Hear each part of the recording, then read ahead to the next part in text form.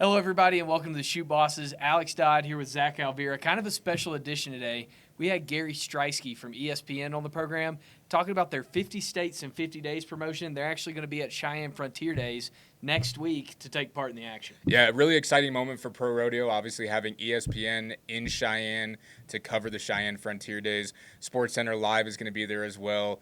It's just going to be an overall exciting time. Yeah, and Gary kind of went into us too with his background. He actually worked at a local station there in Cheyenne. He's from the Colorado area, from Thornton, went to Metro State. So a lot of ties kind of with where our office is. We talked about the Pro Rodeo Hall of Fame and just all the festivities that make Cheyenne Frontier Day so special in pro rodeo, but also in sports. And as Gary said, the Pro Rodeo Hall of Fame is here in Colorado Springs. Absolutely. So we're going to throw it right now to our interview with Gary Striewski. Gary, how's it going? Man, it's better now that I'm with you fellas. It's good to be talking to a couple of guys from the brown and gold, and I can't wait to get back out to Wyoming, which is funny because everywhere we go, whoever we run into, it's hey, what states do you got next? Where are you going? And I always tell people Wyoming, and they're like, "Ooh, did you ask for that?" And I'm like, "Hell yeah, I asked for that." Wyoming was the first stop for me. I'm a Colorado guy. Cheyenne was my first big league job in broadcast. So I'm really, really looking forward to getting back out to Cheyenne and another Cheyenne Frontier Days. Yeah, we're right down the road here in Colorado Springs at the Pro Rodeo headquarters. So we'll be up there in Cheyenne. Okay. I'm sure we'll get to run into you there as well. But you mentioned your background there in Cheyenne. Just describe for people that maybe aren't from Wyoming or haven't been around there just how big of a deal Cheyenne Frontier Days is in that state. I mean, there's a reason they call it the granddaddy of them all. When I was there in 2010 to 2012, that kind of got beaten to your head to a point. You're like, all right, we get it. It's the granddaddy of them all. But you got to remember that there are people coming over from all around the world to little Cheyenne, Wyoming, 50,000 people population, right? To come to the second largest, I think, correct me if my numbers and facts are wrong from 15 years ago when I was there, but the second largest outdoor rodeo in North America, only second to the Calgary Stampede. So it's a big deal, man, from the musical acts that roll through little old Cheyenne to the names and the figures and the cowboys and cowgirls that show up for that 10-day stretch every year in Cheyenne, man. It's their Super Bowl. It's Cheyenne's Super Bowl, and they put on a production and they treat it as such. And it's well deserved, man. It's well deserved recognition. And I'm glad that SportsCenter gets to be a small piece of this and ESPN gets to put the national spotlight on a city, on a state, and on an event that deserves it. Yeah, growing up in Colorado for you, were you familiar with Cheyenne Frontier Days before you started working up there? Yeah, I was always familiar with it. I had heard about it, and I actually spent some time in Colorado Springs. And it's funny that we're talking about you guys being right down there, the Pro Rodeo Hall of Fame. I was just having a conversation with one of our editors here who's from Oklahoma, and we were kind of sharing we have the Pro Rodeo Hall of Fame, and they're like, she said, oh, we have a Rodeo Hall of Fame too. And I was like, but I'm pretty sure Colorado's is the rodeo, the Hall of Fame. So I had always been aware of it, but admittedly, I had never gone until I got the job there because I grew up in Thornton, Colorado, which is just north of Denver. And we always had not the Denver Stampede, but The National Western Stock Show. National Western Stock Show.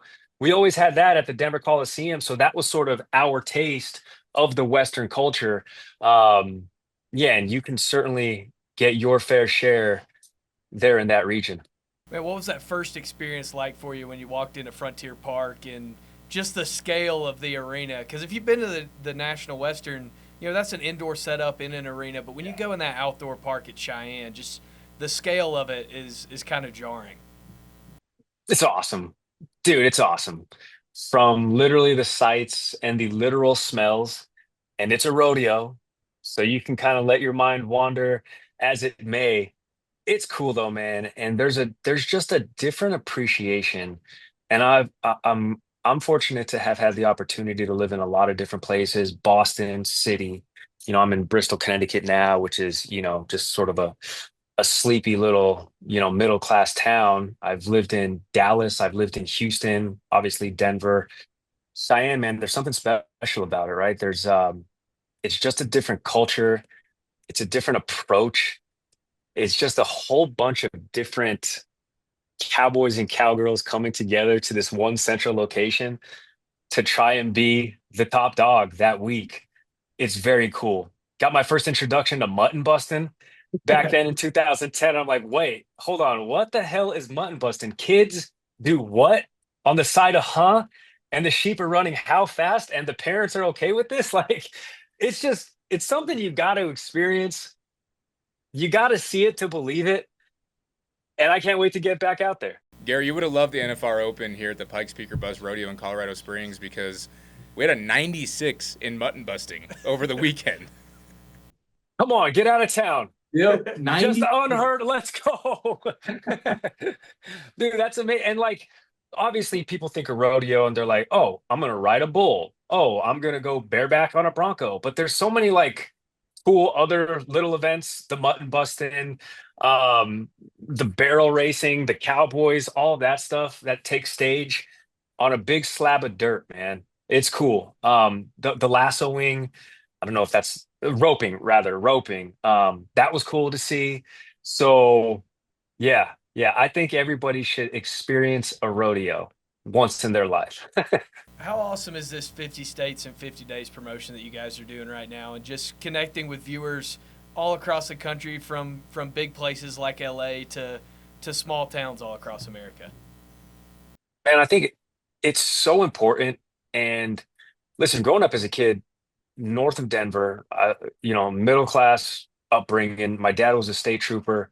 My mom worked in restaurants, English as her second language.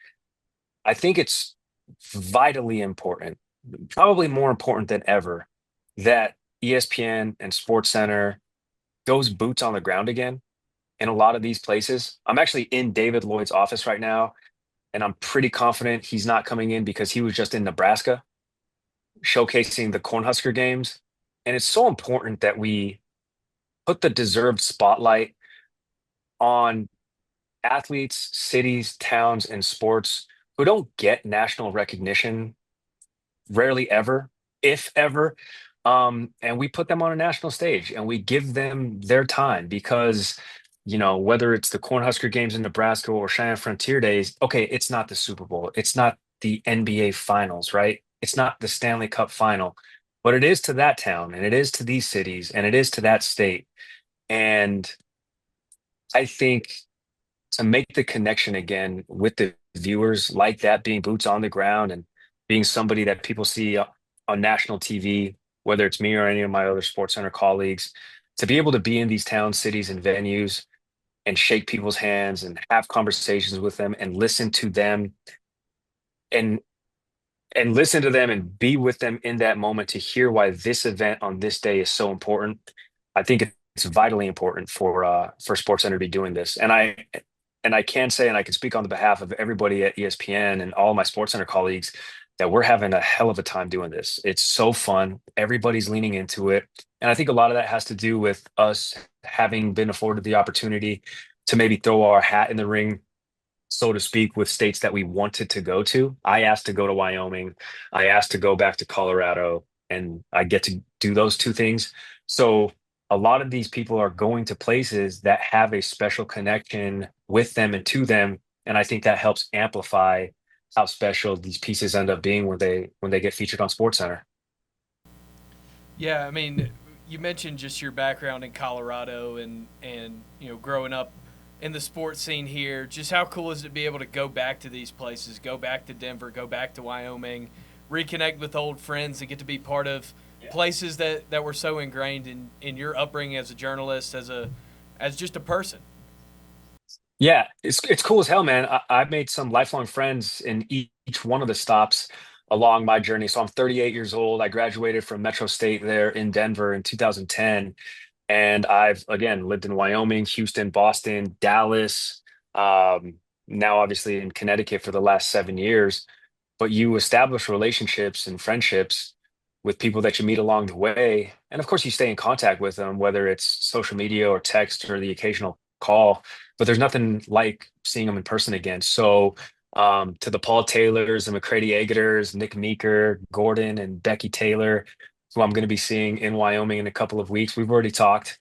Um, McCready Agater, she was just a 20-something-year-old who was the news director at KGWN in Cheyenne when she actually hired me. And, she was a reporter at KDVR and Fox, and we've become friends. And she connected me to my buddy Nick and Paul.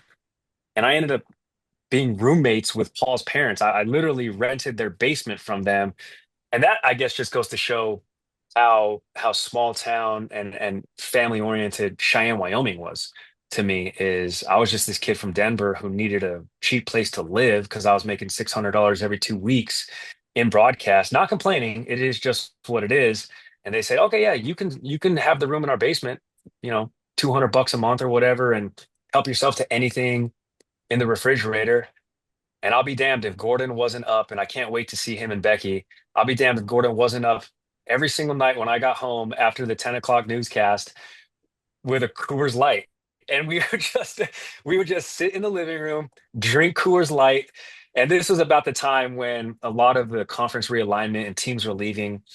And he'd always ask me, he's like, hey, what do you think about these Cowboys? What do you think about the Mountain West? What do you think about this and that? As if I was like a Pete Thamel insider, which I was not and still am not today.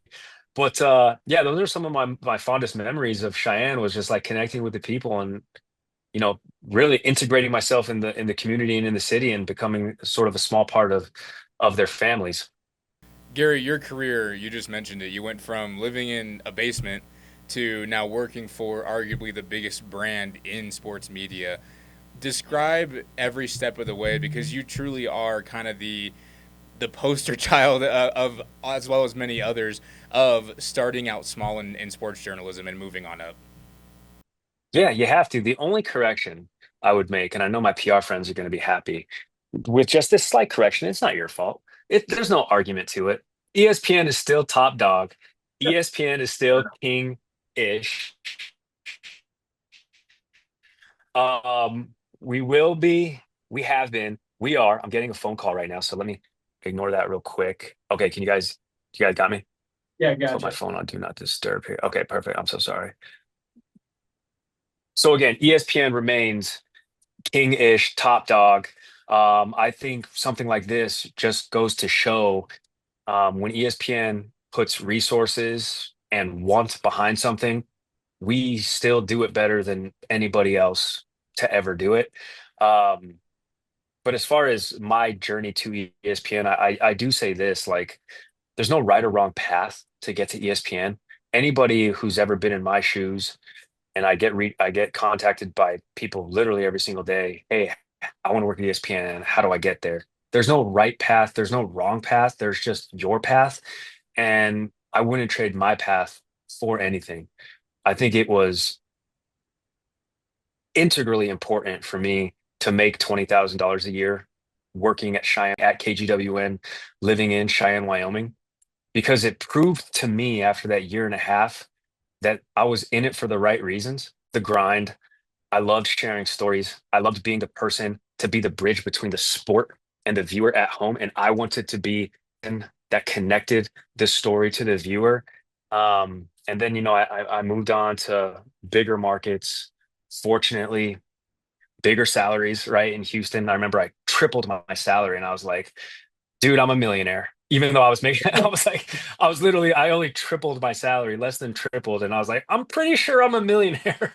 Um, so that was cool, man. Like all these lessons, they led me to this point.